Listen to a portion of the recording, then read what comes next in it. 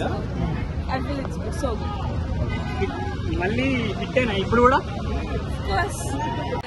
మిమ్మల్ని ఎక్కువ ఎందుకు అట్రాక్ట్ చేస్తుంది ఆరెంజ్? ఇది సెకండ్ రిలీజ్. సో బేసిక్ గా థింగ్ ఏంటంటే ఏదైతే ట్రూ అదే కరెక్ట్ గా చెప్తారు. లవ్ అయితే నిజంగానే లైఫ్ లో బాగోదు, స్లోగా ఉంటుంది ట్రాఫిక్ లాగా. I believe the same. ప్రతిసారి ఆరెంజ్ లో రామ్ చరణ్ గారు ఎప్పుడు ఫస్ట్ గానే కనిపిస్తారు. ఆ డ్రెస్సింగ్ స్టైల్ గానీ హెయిర్ స్టైల్ గానీ యాక్చువల్లీ ఈ డ్రెస్సింగ్ స్టైల్ చాలా బాగుంటుంది మూవీలో. స్టిల్ రిలవెంటా ఇప్పుడు కూడా? స్టిల్ ఇప్పుడు ఇంకా బాగుంది కదా. Okay okay. సాంగ్స్ లో మీ ఫేవరెట్ సాంగ్ ఏంటి? ఆరెంజ్ లో అన్ని సాంగ్స్ చాలా బాగున్నాయి. ఎక్కువగా చెప్పాలంటే హలో రమ్మంటే వచ్చేసింది అంటే నాకు చాలా ఇష్టం. కాన్సర్ట్ అయిపోయింది థియేటర్ పక్కా డాన్స్ షో కూడా అయిపోయింది. Okay okay. అంటే ఓవరాల్ గా మీకు రిపీటెడ్ గా చూసి బాగా ఎంజాయ్ చేసే సాంగ్ ఏంటి మీకు? ఒకటి అంటే all songs are blockbuster, chartbuster, one song Rooba Rooba. Okay. ఎక్కువ అందరు దానికి వైబ్ అవుతారా థియేటర్ లో?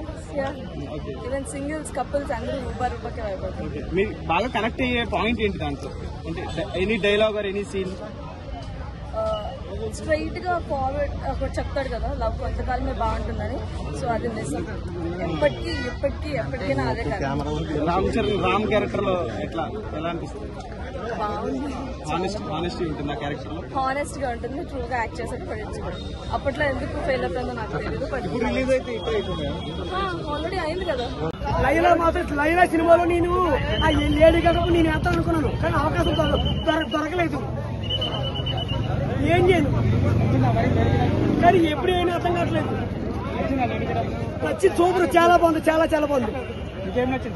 లేడీ గడపలో విశ్వాసన గడపు ఒకటిగా ఉన్నప్పుడు బాగుంది.